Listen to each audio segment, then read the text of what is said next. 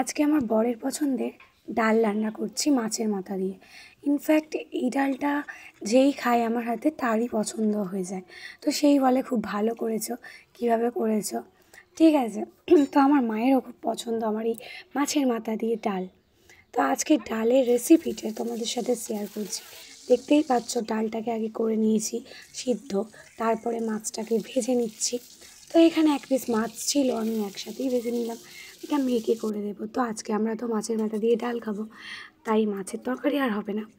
তো এই মাছটাকে ভালো করে ভেজে ভেঙে ভেঙে নিচ্ছি, আর তারপরে মাছটাকে তুলে নেব। তারপর পেঁয়াজ, আদা, রসুন, টমেটো সব কিছু, শুকনো লঙ্কা সব কিছু দিয়ে কষিয়ে নিচ্ছি। ঠিক আছে, তো আজকে একটা জিনিস হয়েছে জানো, আজকে আমি ফ্রিজের মধ্যে আগের দিন মাছ রেখেছিলাম, এই মাছের মাথাটা আর মাছটা। তো রাখার পরে আমি ফ্রিজটা না বন্ধ করে দিয়েছি, আমার খেয়াল নেই, আমি ভেবেছি ফ্রিজে কিছু নেই। দেখছি পরের দিন জল ভর্তি হয়ে গেছে। ভাগ্যিস ফ্রিজে অনেক বরফ ছিল, নাহলে মাছটাই খারাপ হয়ে যেত আমার। তো এখানে সব কিছু দিয়ে কষিয়ে নেওয়ার পরে ওই যে ডাল বানিয়ে রাখা ডালটা এখানটায় ঢেলে দিলাম।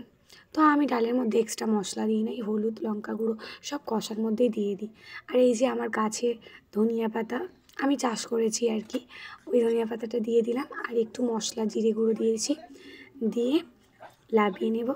তো আমার রেসিপিটা কেমন লাগলো অবশ্যই বলবেন কমেন্ট করে, আর সাবস্ক্রাইব করে দেবে ভালো লাগলে।